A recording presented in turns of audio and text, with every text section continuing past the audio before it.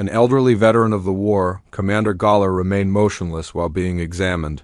His dark scales, watched by 100 eager eyes, were tarnished by the wounds of combat, evidence of innumerable campaigns throughout the galaxy, but today he wasn't present as a conqueror. He stood as a voice of caution. The Council had convened with a single goal: to assess the degree of danger posed by a recently identified species on the outskirts of the Empire. Humanity, the first reports, showed promise. Humans were lacking in technological resources, archaic, and just beginning to venture into deep space. Most counselors were convinced that an invasion would happen quickly. An opportunity to grow the Empire, they thought, with very little opposition, but the look on Commander Galler's face showed the burden of secrets. Secrets that persisted like spirits in his mind. Lord V's blue-hued eyes leaned forward. "You have led operations against dozens of smaller species, Commander Galler. And yet you ask us to rethink the conquest of this people?" His voice was filled with disbelief. "They are an unremarkable species, flesh and bone, tied to a single planet." Galler's eyes, deep and black, moved slowly across the room. The silence grew heavy as he considered his words. "I have come across several species that were susceptible to falling before the might of the Empire, my lords," he began. His speech was like stones grinding together. "But humans... Humans are unique, a paradox, capable of both cruelty and, kindness. You see their lack of technology, their limitations, their isolation. But what I witnessed... was much more." A disturbed murmur filtered through the uneasy council. "I'm a junior member with a track record," one counselor scoffed. "We didn't call this meeting for ghost stories, Commander." "They have no major arsenal. Why delay our plans?" Galler inhaled slowly. "It's not their weapons that concern me. It's their will." He paused. "They fight with something more dangerous than logic, more dangerous than fear. They are unpredictable." Memories rushed back, memories he tried to forget. "Let me tell you of my first encounter with them. We broke into a human colony on the edge of Empire space. A minor outpost. We anticipated a swift conquest.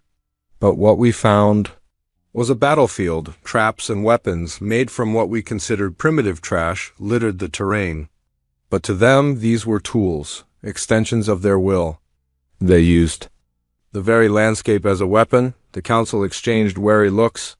"They had transformed every street, every room, every alley into a maze of death," Galler continued, voice distant. "And at their center was a man they called the Demon. I never learned his real name. I doubt any of my soldiers survived long enough to hear it. But he was there, rallying his forces, charging fortified positions with nothing but a bayonet, and a scream that froze my blood. His men followed without hesitation. They charged into death like it was a right." Another counselor, Lord Rickon, raised a hand. "You speak of this... Demon. Did he use psychic warfare? Advanced AI?" Galler shook his head. "No, just fury, just presence." He radiated defiance. "A refusal to break? My soldiers, veterans of dozens of campaigns, broke ranks? Not because of his weapons, but because of his will. They don't see war as we do. It's not a strategy, it's personal. To them... it's survival. And if we provoke them... they will not stop." Lord V sat back, brows furrowed, the room quiet again. One counselor, still unwilling, scoffed. "We could destroy them in hours. They're just savages with sticks." Galler's voice turned cold. "That... would be your greatest mistake. Humanity fights as though the survival of their species hangs on every breath. They adapt faster than logic allows. They don't fight because they think they can win. They fight because losing is not an option. I ask only that you consider... the cost." The silence that followed was a weight of its own. Counselors exchanged glances, some doubtful, others shaken. Finally, Lord V spoke. "We will consider what you've said, Commander. But this council will not back down from a challenge." Galler bowed his head, hiding a grim smile.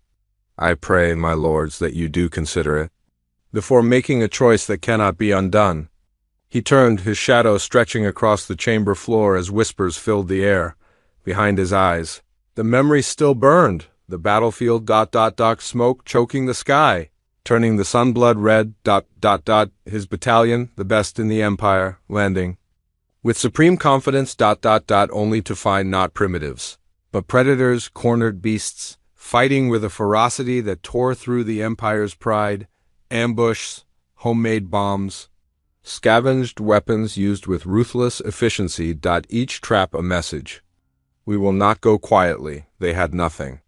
But they fought with everything. He remembered the young soldier, bleeding out, dragging himself forward just to land one more blow. He remembered the demon climbing the rubble, defiant, bloodied, unbowed ... was not the face of a man celebrating. Victory ... it was the face of a man who knew the war had just begun. Leaders gathered, frowning thoughtfully. This chamber had witnessed the rise and fall of countless species. Yet something about the way Commander Gawler spoke of humanity sparked a deep, instinctive unease among them. Gawler took a steadying breath and began. "You questioned me," he said, his voice calm but deliberate, "about my reasons for delay. Why we should avoid conflict, despite our technological edge. I'll tell you. It's because humans possess something we cannot measure. Something that defies reason. They have a drive that borders on insanity." He looked into each counselor's eyes, unwavering. "These words may be the line between peace and a war that will bleed the stars. Humans," he continued, "are unlike others. They do not wage war for territory alone. They fight for ideas, irrational, emotional devotion to concepts like freedom, honor, and love. They give everything for those ideas, and they fight with a fury that surpasses survival. It gives them purpose." Counselor Valor cleared his throat, suspicion in his tone. "Commander, we know of species that fight for principle, who defend family or claim territory. What makes humanity so different?" Gawler's mouth curled into a grim, bitter smile. "I once thought the same, my lord. But humans take ideals to extremes. They sacrifice themselves willingly, not for glory or gain, but to give others a chance. And when crushed, they get back up. Stronger every time." He paused, remembering they're unpredictable, incredibly resourceful. If one tactic fails, they adapt. If their weapons are destroyed, they turn the debris into something new, and they never stop. He glanced around. Some counselors looked doubtful. Others intrigued. Counselor Imre cut in, voice sharp. "But Commander, they can't stand against us. One armada from orbit could erase them. They're stubborn, yes, but not invincible." Gawler's expression hardened. "They don't need to be invincible. They just need to endure. I watched them withstand forces that would have broken any other species. I saw my soldiers, veterans of countless campaigns, retreat under the pressure of fighting them. Humans make war personal. They fight with rage, with pain. Every ambush, every skirmish burns with something deeper than strategy. It becomes quiet fury." The room fell silent again. Counselor Rickon, younger than the others, leaned forward. "You speak of humans as zealots, fanatics, but what you describe, it isn't religion." Gawler nodded solemnly. "It's not faith in gods. It's faith in each other." Their leader, the one they called the demon, he didn't command his troops with fear. He led them through exhaustion, pain, and despair. His presence was raw. He carried them beyond breaking point. The counselors stirred, uneasily shifting in their seats. Gawler knew he was asking them to see beyond data, to perceive an intangible threat. "I understand your hesitation," he said softly. "But that is what makes humanity dangerous. They thrive in adversity. Pain sharpens them, and when they face death, they grow stronger." Counselor Veer steepled his fingers beneath his chin.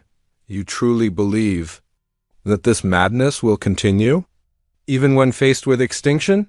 Gawler nodded. Double quotes. "Yes, my lord.